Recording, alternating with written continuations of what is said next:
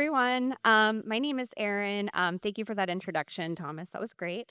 My name is Erin, and I am an elder millennial. So I don't know how many other fellow elder millennials are in the audience, but I want to do a little bit of a nostalgic tour of the year 2010 and what online shopping looked like back then. So around the time that I started working, was around the time I was also starting to shop online. So around 2009, 2010.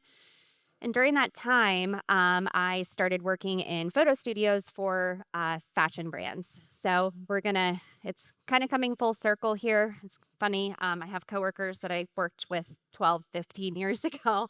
Woo! So you'll recognize some of the imagery that I pulled from the Wayback Machine for this. So I'm going to talk about how e-commerce has evolved beyond just product grids on the PDP and how it's really more about visual storytelling and creating these like compelling experiences for shoppers.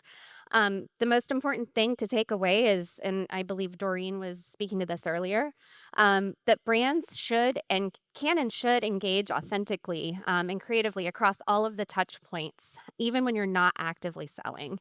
So, we're going to discuss the shift from that standardization to more emotional driven storytelling. All right, let's go. Okay. So, just pulled some grids and screenshots, screen recordings from Pinterest, and I'm going to take us back in time to see what online shopping looked like in 2010.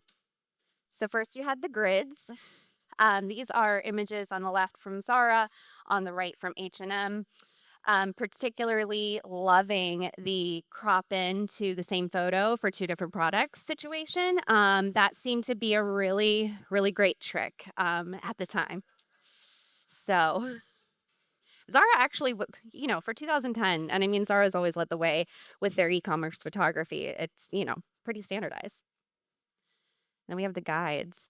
This is an AE denim guide, circa 2010. And so this was a very, very common way to obviously showcase the products that weren't just on the PDP. It wasn't necessarily just about the shopping experience. Then you had Adobe Flash. Do you guys remember Adobe Flash? Another American Eagle nod. And then there was ModCloth, which is actually where I got my start. And so ModCloth seemed to have everything and be everything for especially women my age in the early aughts. They had social interactivity, they had scavenger hunts, they had a program called Be the Buyer, which their mission was to democratize fashion. And I think that they really led the way in this, engaging their customers in an authentic way. It gave the customers an opportunity to vote on designs and actually decide what products, what items made it into production. They also pioneered quite a bit of user-generated content. This is a screen cap from a landing page, and that was really the only opportunity that they had to showcase any kind of creative photography. Everything else was really very much cut out on white. And one of the things that ModCloth did really well is the use of polyvore. I don't know if anyone here knows. Does anyone know what polyvore was? Okay. It was kind of like a precursor to Pinterest. You could curate different images, different things from online. You could link to them, and then you could build these outfits. So one of the things that Polyvore did, or that ModCloth did, was leverage this site and actually create contests for consumers to put together their mood boards, their outfit ideas, and actually have an opportunity to win all of the products in there. So there was also the blog, the ModCloth blog, which was really important for SEO. I know, again, Doreen was talking about this earlier. The ModCloth blog was, very, very of that era. So ModCloth really did have a hold on a pretty good part of they were selling something that I don't think that you could really find anywhere else. And they did master SEO to the point that, you know, it attracted several rounds of VC funding, rapid growth, and they also expanded to IRL pop up shop experiences. So thank God for SEO. 2015, Google actually began modifying its search engine algorithm. And so they did this to enhance the experience of their mobile first users. And there were a lot of companies that just couldn't adapt to this. They had relied on these organic searches. There wasn't really a whole lot of advertising outside of Google ads. So companies like ModCloth actually really, and I unfortunately was there at the time, suffered quite a bit of a loss of revenue. Um, Google did things like removing the right sidebar ads. So those were called search engine results pages, and they actually moved paid search results to the top. So then companies who had previously relied on this organic search engine keywords, they had to pay to be able to be noticed. And that just didn't work for every company. So in 2018, Google also implemented significant updates to their algorithm.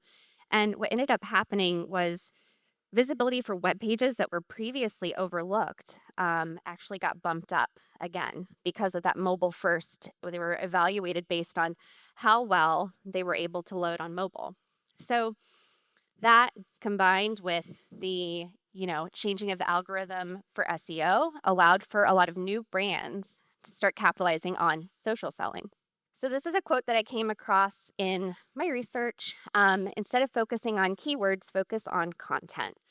And I think that at this point was really where we started seeing as an industry so much more campaign photography, imagery being used on the PDP, um, focusing on social, and, the beginning of TikTok, everybody, had to start focusing on creating content rather than just relying on these keywords that were really kind of the bread and butter of the early aughts ecom days. So this is a little bit of a deep dive into my creative psyche. This is my Pinterest. So I typically use Pinterest like I think a lot of creatives where, I'll go to it for campaign inspiration, for hair and makeup ideas, maybe to plan like, a party. And I was at a conference with some coworkers last 2 years ago, and we were talking a lot about Gen Z shoppers. And there was a colleague who stood up. She was one of the younger folks in the room, and she stood up and kind of gave us like a rundown of how she uses Pinterest, how her friends use Pinterest. And they actually use Pinterest to curate each season of their lives. So, not just like season like I'm having a baby, I'm getting married, but season like literally for spring, this is going to be my vibe. This is going to be my mood. And then they would pin things that would inspire them, and as a result, they would do meticulous research on any of these products, if there were products.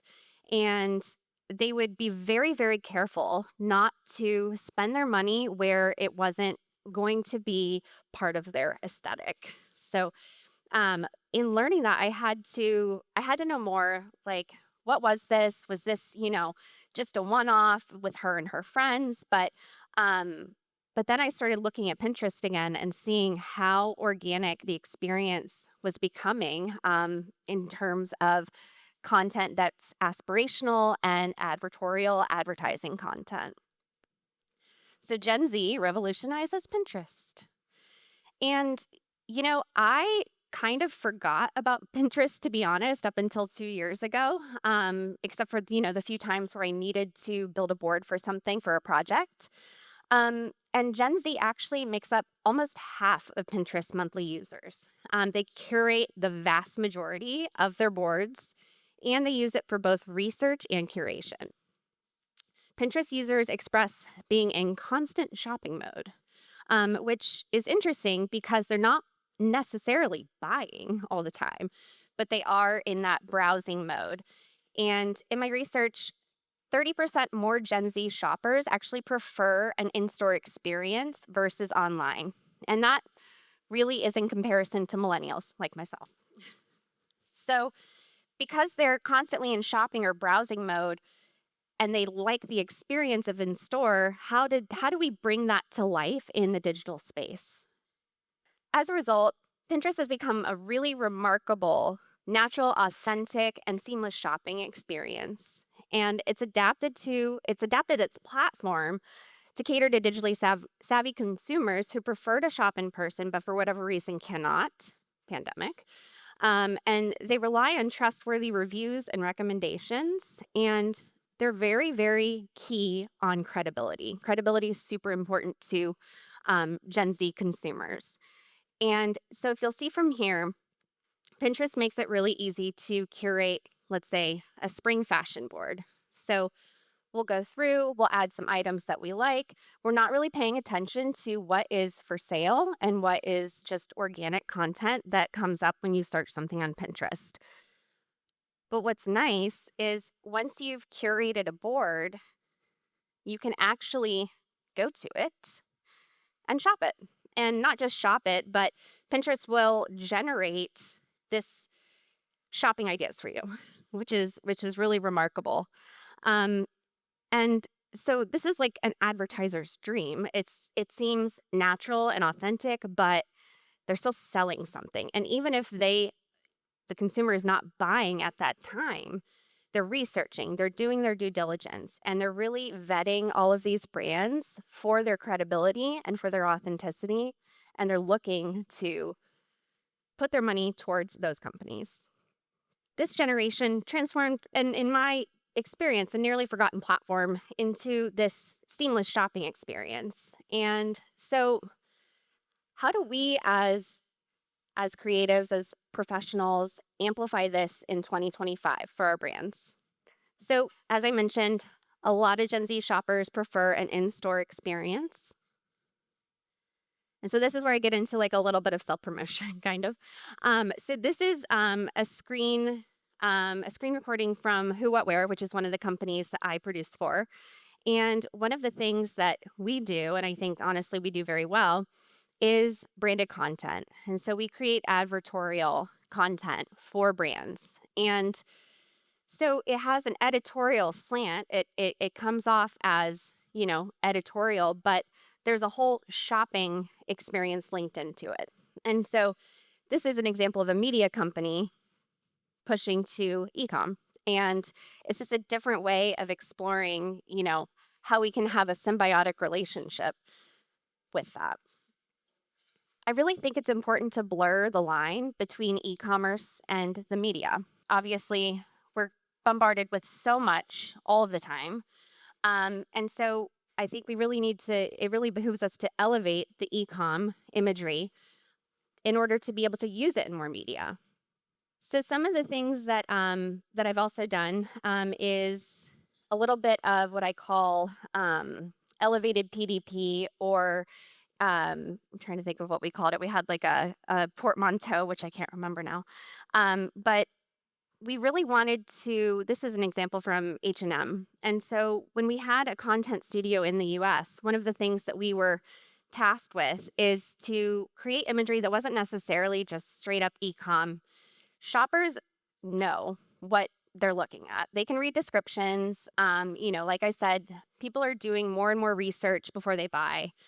And it's more about a feeling, curating a feeling, curating a story, telling a story.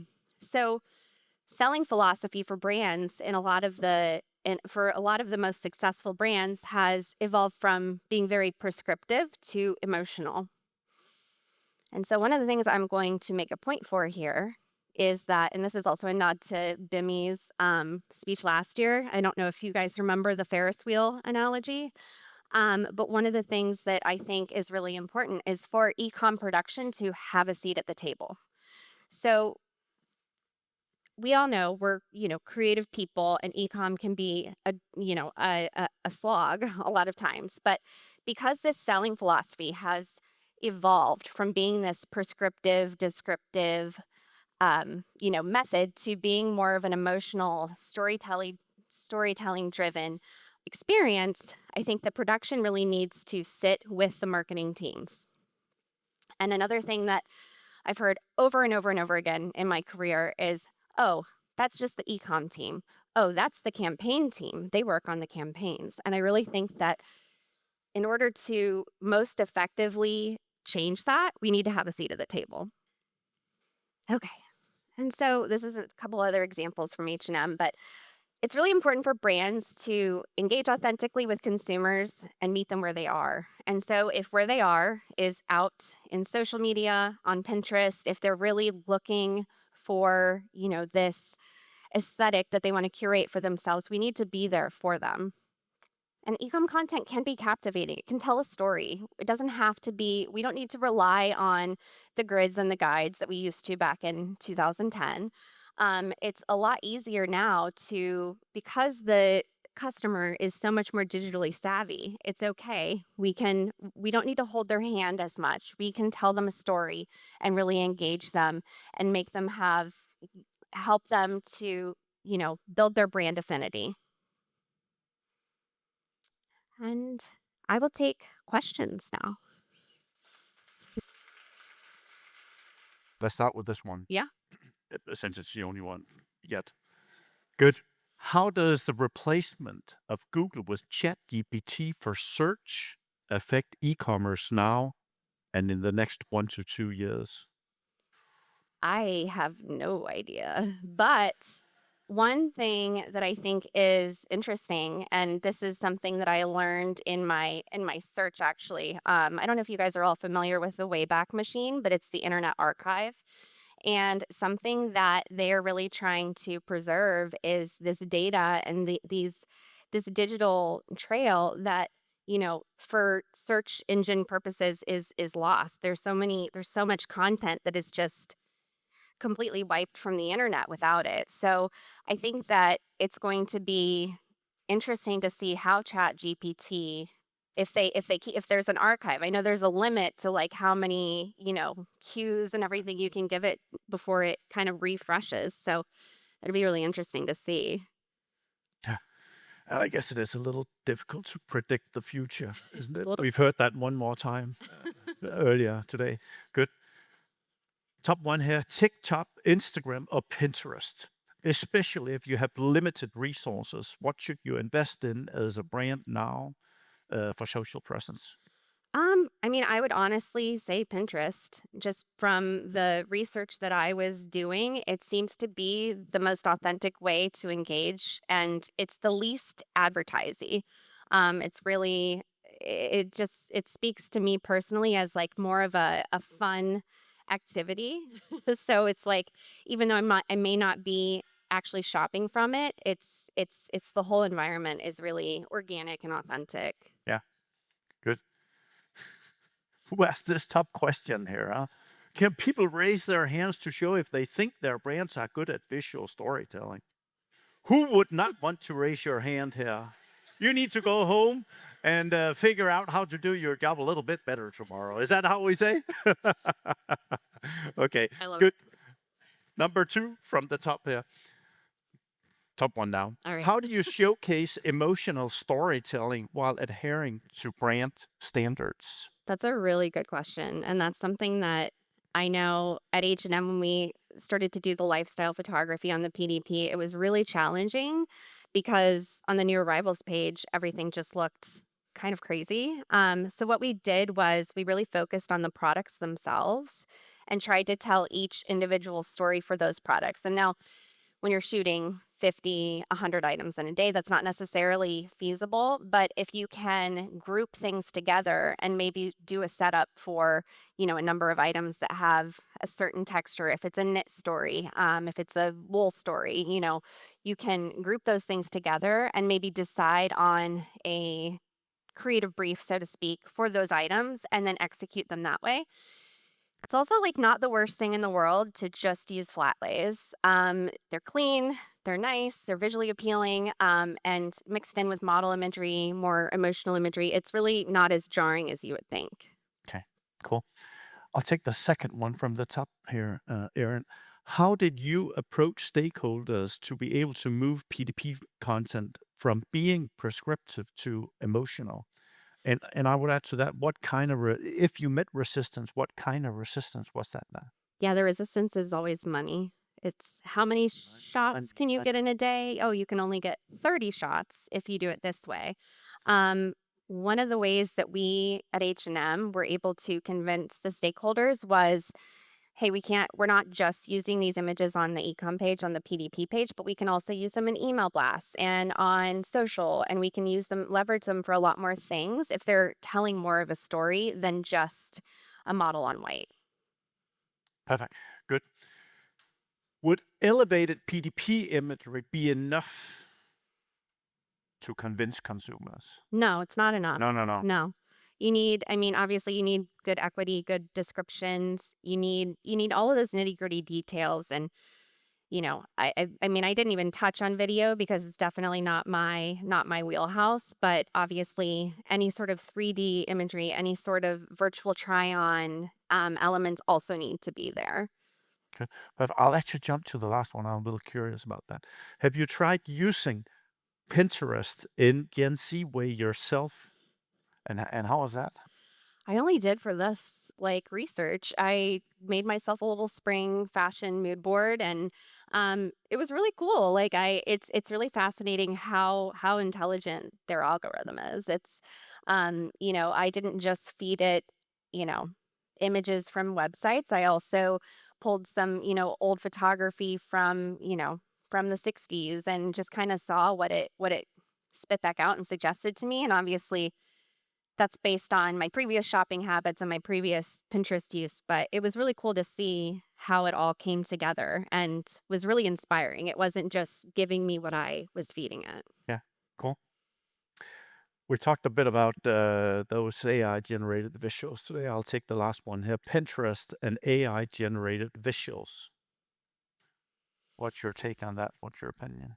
Hmm. I think it's tricky because as we can see, from and also like from my research, it's really hard to tell when something is purely for advertising and it's hard to tell when you're being sold to now. And so I think there is like a truth in advertising component that it's just going to need to continue to be discussed in terms of ethics and what we're showing people, how accurate it is, and what's the purpose. Okay, cool. Top one here. Out of all of your experiences in the commercial retail world, what is one of the biggest takeaway lessons that you've learned? Oh, Okay, ooh, let me just boil down my career. yes. And you have 2 minutes and 40 seconds. Okay. You know, I I think creativity will prevail. Like, I think, a lot of us are nervous about AI and stripping away our creativity as creators and as free thinkers. And I really think that there's a human element that will prevail. And, if you don't have that inspiration, if you don't have a North Star of, your passion for what you do, Yeah, you're not going to be a good storyteller. good. Cool. I'll take this last one here. Do you have a personal success story of being able to integrate teams, like having the art directors for a campaign work with the social team and have them share a set, for example? And how did that conversation start? I think I mean, I haven't managed art directors specifically in my career. However, I would say that the conversation should probably start with having the teams all sit under the same umbrella. So, the brand marketing, the teams that are driving the content and the vision for the brand, the whoever's making content, it doesn't matter if it's just ecom or if it's campaign. It really all is content and we're coming together, we're blurring this line between, these aspirational images and these grids. And the only way to do that is to be on the same team. Perfect. Good. Thank you, Erin. Thank you.